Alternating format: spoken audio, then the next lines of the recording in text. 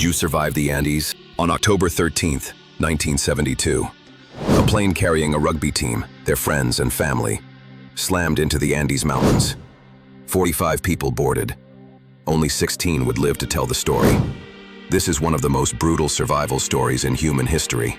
And the question is, would you survive this? The plane left Uruguay bound for Chile. Bad weather forced the pilots into dangerous mountain routes. Thick clouds, icy winds. They miscalculated altitude. When the plane clipped a ridge, it shattered into pieces. The fuselage slammed into snow and rock. 12 people died instantly. Others were left broken, bleeding and screaming in the wreckage.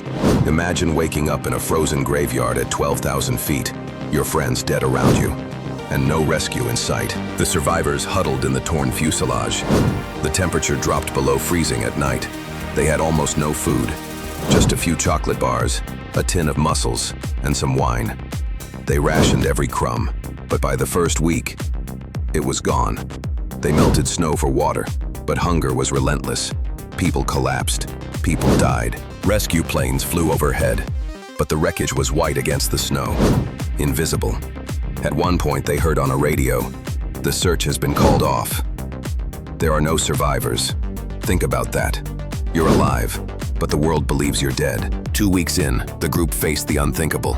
Their friends' bodies, frozen in the snow, were the only source of food.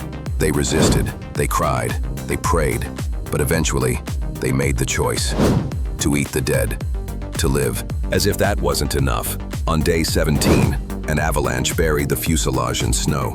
8 more people suffocated. The survivors clawed through the ice with bare hands. Their shelter, gone. Their hope, almost gone too. 72 days after the crash, 2 of the strongest men, Nando Parado and Roberto Canessa, made a decision. They would climb the Andes on foot, with no map, no climbing gear, just courage and desperation.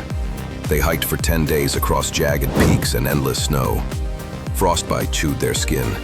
They nearly collapsed from exhaustion, but then they spotted a Chilean shepherd in the valley below.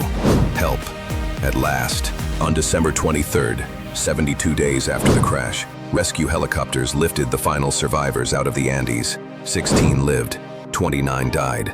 Their stories shocked the world. So I'll ask you again, would you survive this? Could you make those choices? Could you eat the flesh of your friends to stay alive? Or would you give up and freeze in the snow? Comment your answer below. And if you want more true survival stories like this one, subscribe now, because the next disaster might be even worse.